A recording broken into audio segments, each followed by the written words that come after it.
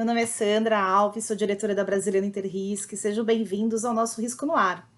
No último vídeo eu falei com vocês sobre a ferramenta BIA, Business Impact Analysis ou Análise de Impacto no Negócio. É uma ferramenta para que vocês possam identificar os processos críticos, ou seja, processos que impactam os objetivos estratégicos da organização. Lembrando que é uma ferramenta citada na norma ISO 31010. Essa norma ela traz uma série de ferramentas para que vocês façam a construção de um processo de análise de risco. Não podemos esquecer também de outras normas que existem no mercado, a ISO 31000, ou o próprio COSO 1, ou COSO ERM, mas de qualquer forma, seja uma ISO 31000 ou COSO, né, dá muito mais uma diretriz, não traz ferramentas, né, para essa construção do processo. Hoje eu vou falar sobre uma outra ferramenta, também citada na norma ISO 31010, que é o diagrama de causa e efeito, o famoso DCE. O objetivo dessa ferramenta, né, ela tem como objetivo fazer análise de causa e efeito através de um processo estruturado para identificar as causas de um risco.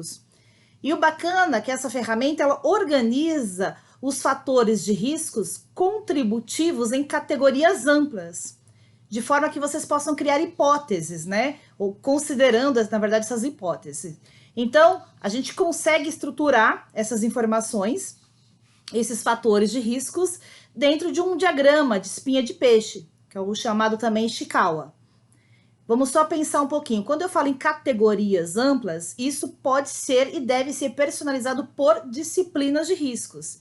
Então, por exemplo, vocês podem organizar em 5 grandes macro categorias, né? Ou categorias que seja processo, pessoal, tecnologia, infraestrutura, ambiente externo.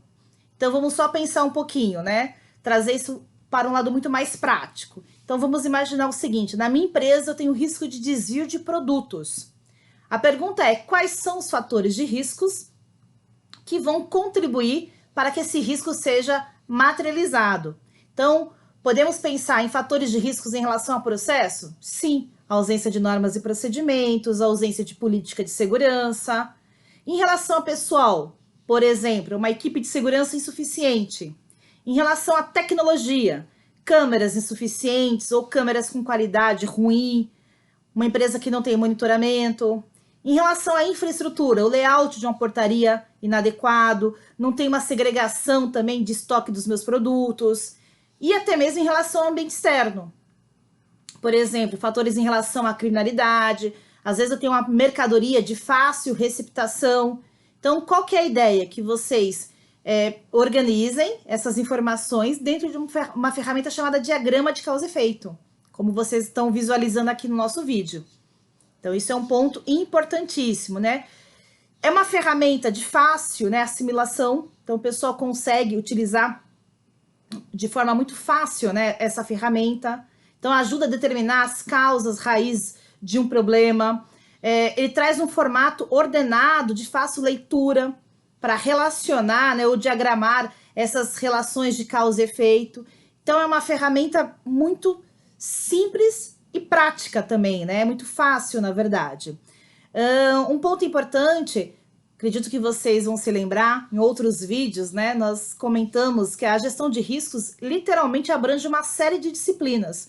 Ou seja, temos riscos estratégicos, riscos cibernéticos, riscos na área de processo ou riscos de processo, riscos de ativo e assim vai.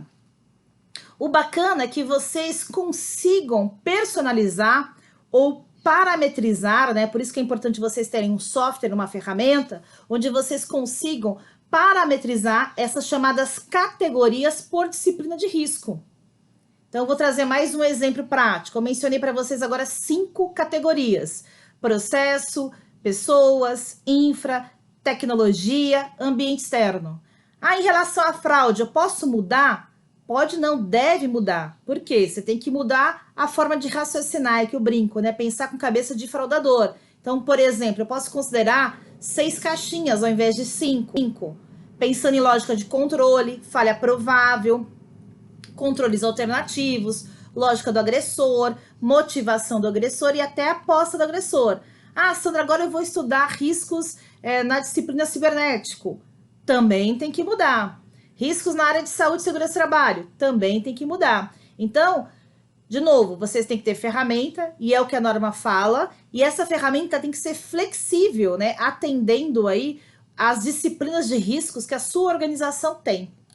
Ok? Então, espero aí mais uma vez ter contribuído. Ponto importante, utilizem ferramentas para que vocês tenham um processo estruturado de análise e avaliação de riscos, e até a próxima. Obrigada!